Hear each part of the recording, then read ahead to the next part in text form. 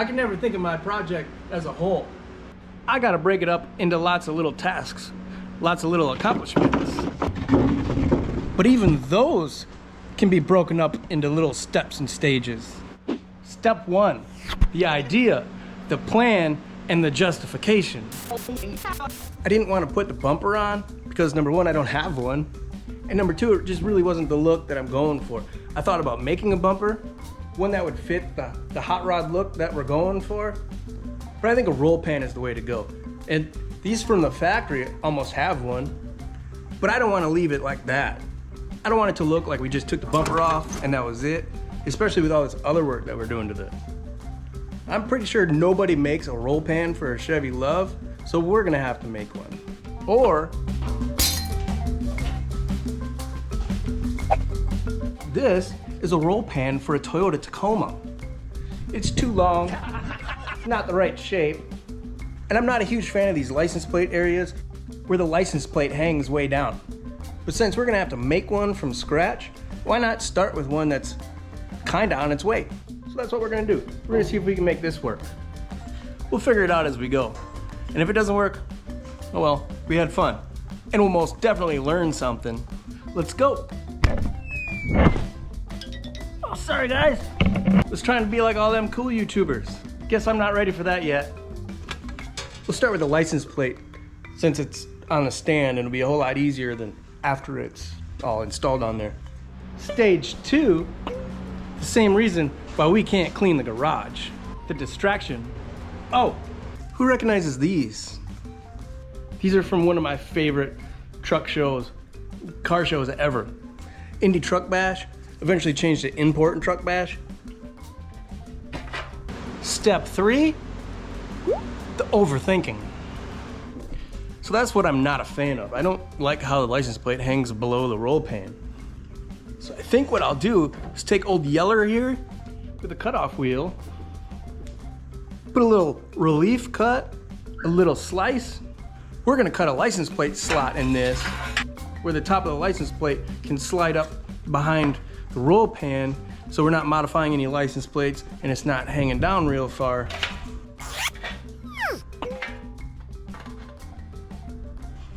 I don't know whose this is, but we're gonna use it for reference. We'll get this to slide up to about the top of the numbers. So back in Wisconsin, these stickers, they went down here. I'm noticing that down here in Florida, the stickers are up there. And by doing this idea, it's gonna cover that up. But it's not like this is gonna be a daily driver. It's just gonna be a fun truck. I'll put the sticker down here. I think that should be all right. 4, second guessing myself.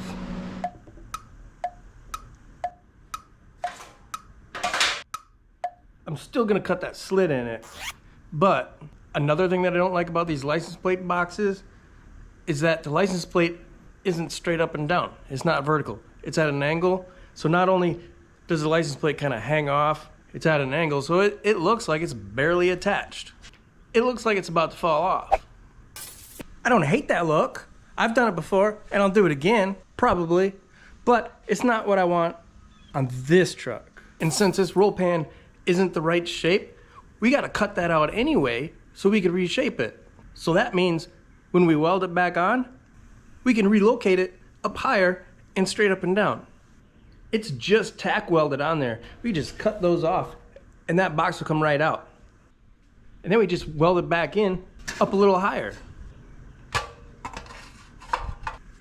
Yeah, that's what we'll do. Stage 5, that's a good one. It's that first confidence boosting win.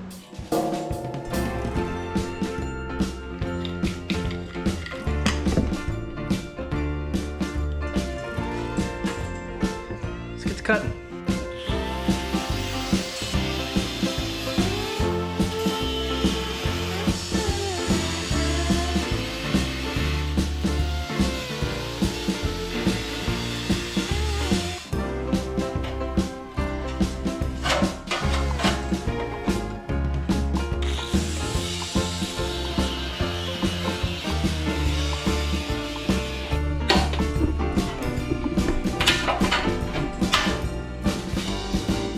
Well, that wasn't so bad, was it? we'll just set this aside and figure out the contour we need for that.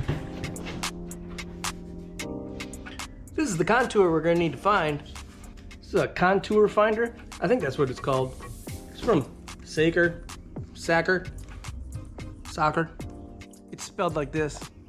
Amazon link down below. You can get one for yourself. And if you go through that link, a little bit will go to help the channel.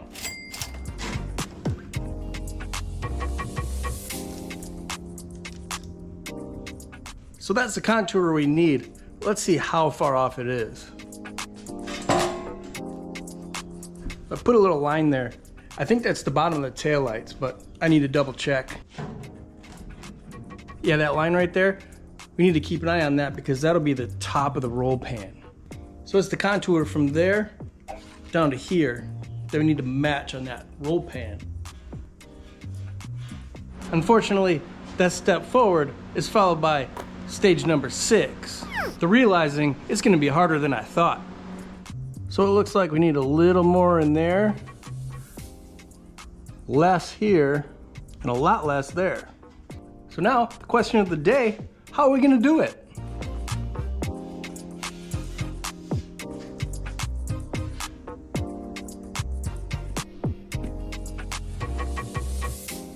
So when it's sitting like this, like we said before, it needs more in there.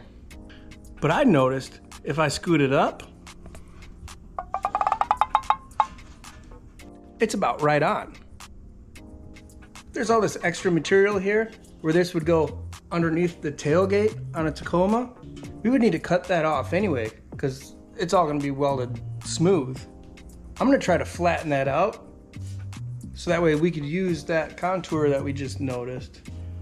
And if it doesn't work, then it doesn't work. But that's what I'm gonna do next. I'm gonna try to make this extra material usable material.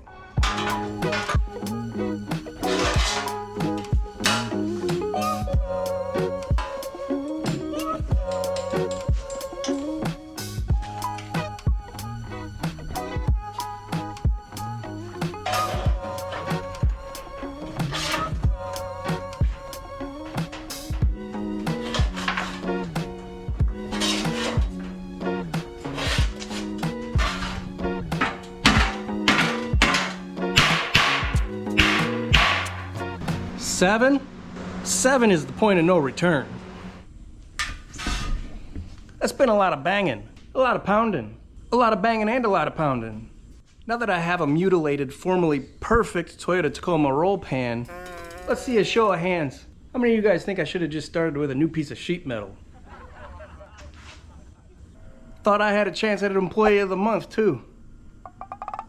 Oh well, maybe next month. Once I hit stage number 8, that's determination. I'm gonna do it. I'm gonna get it done. This Toyota roll pan is going on that Chevy. I may not know how yet, but I cut it up, and now it's time to figure it out.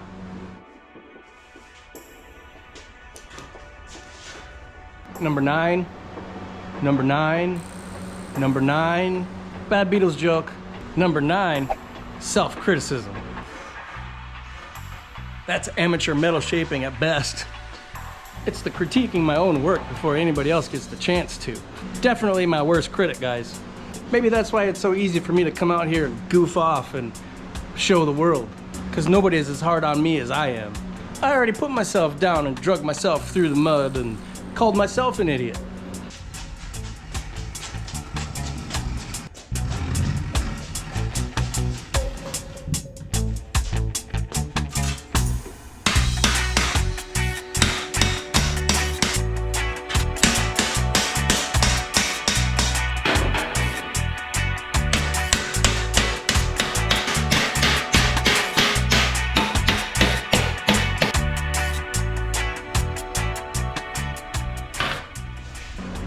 It's getting close, guys. Tomorrow we'll start pecking at it with a hammer and dolly. Maybe even a little slap hammer. We got just a little bit of time here to start pecking at that thing with this body hammer. It's pretty close to where I think that I would go ahead and weld it on there. But the smoother we get it off the truck, the easier it's gonna be when we get to body work. And the less body work we have to do, the better. Just gonna run along it with this slap hammer. Call it good, I think. This just has more surface area than a body hammer does.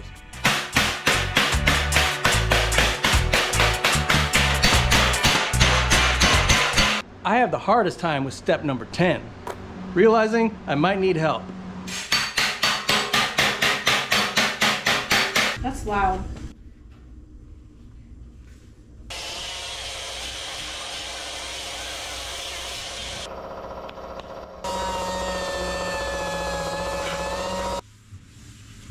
Well, I figured that was definitely good enough to get that welded on the truck. So I went ahead and scuffed up the backside and primed it.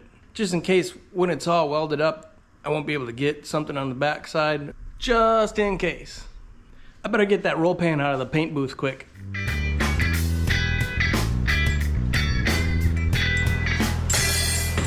Step number 11 is the excuses and complaining about the work area. This space is too small. I ain't got the right tools. It's too hot. It's humid in here. Too cold. This whole getting dark earlier thing, this sucks. We get like an hour, maybe 2 after work to come out here and do our thing. I got the lights in mind that I want to do in here, but that's a few $100 I don't have to put in the garage right now. If you guys want to help get some lights in here so we can hang out more, hit that like button.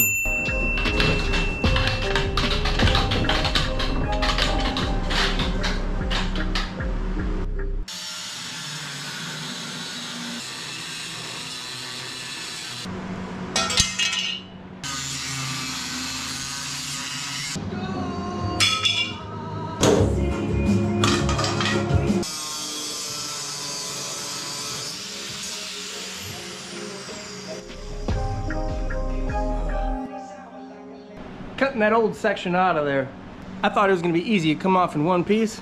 I'm having to cut it out in a bunch of pieces. And it's hot and humid, and I'm rolling around on a floor full of metal dust. If only there was a way to lift it up.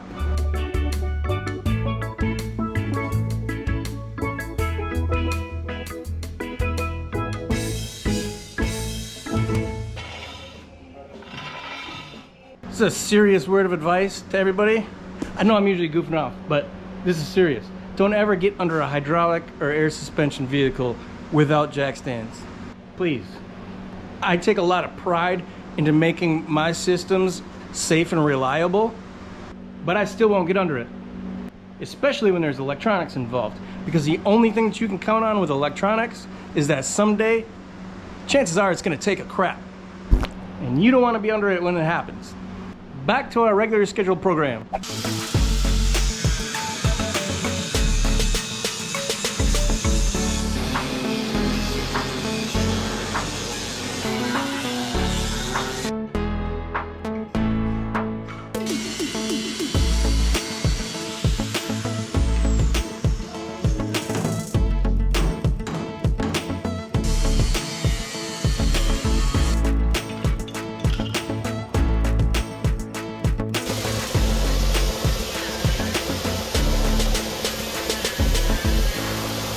So the bottom edge of this roll pan has these little notches on the ends.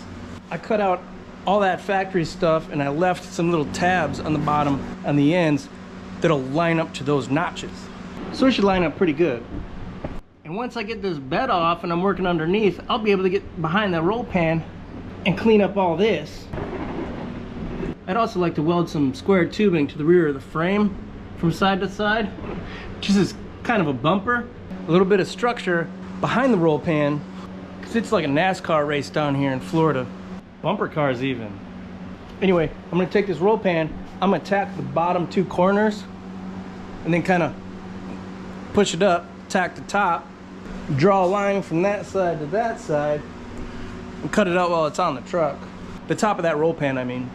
Then we can get that welded up all the way around, and like I said, once I get on the underside of the bed, I can finish it all up under there.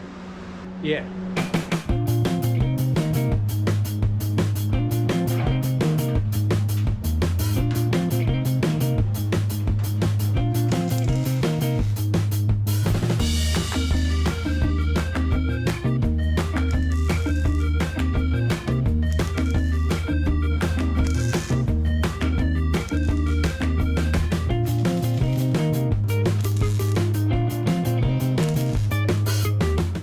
I made a mark here. That's where the top of the roll pan needs to be cut. I also put a little notch in the middle where I tack welded it there. So now we'll draw a line from that notch in the middle to that line on the edge. We'll be able to cut it along that line and it should be right on.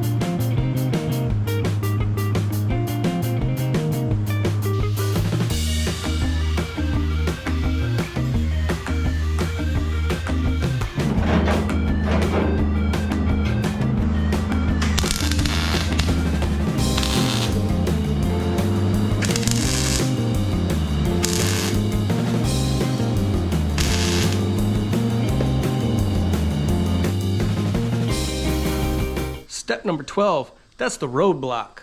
When something beyond your control stops you in your tracks. When do you run out of welding gas? Sunday, duh. Either that or in the middle of the night. Either way, it's when you can't make it to the store to get more. Every time, am I right?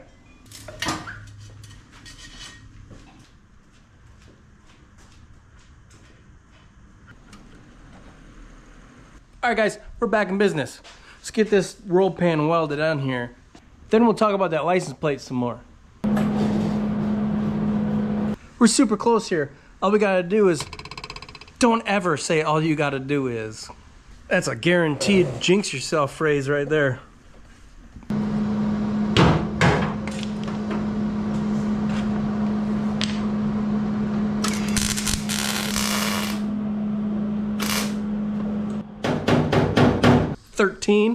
That's another good one. That's when everything is going your way and you're just getting it done. Having fun and completely focused on what you're doing.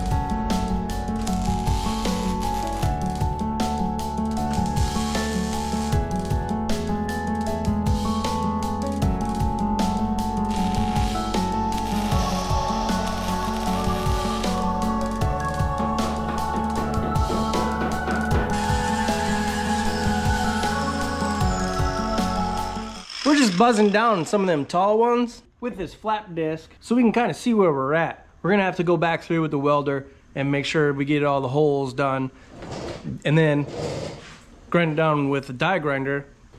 I would have been way better off if I would have just started with a fresh piece of sheet metal. But that's okay. Taking the wrong way, making the wrong decision, and making more work for yourself, that's just part of it, right? That's my story anyway. We're doing all right.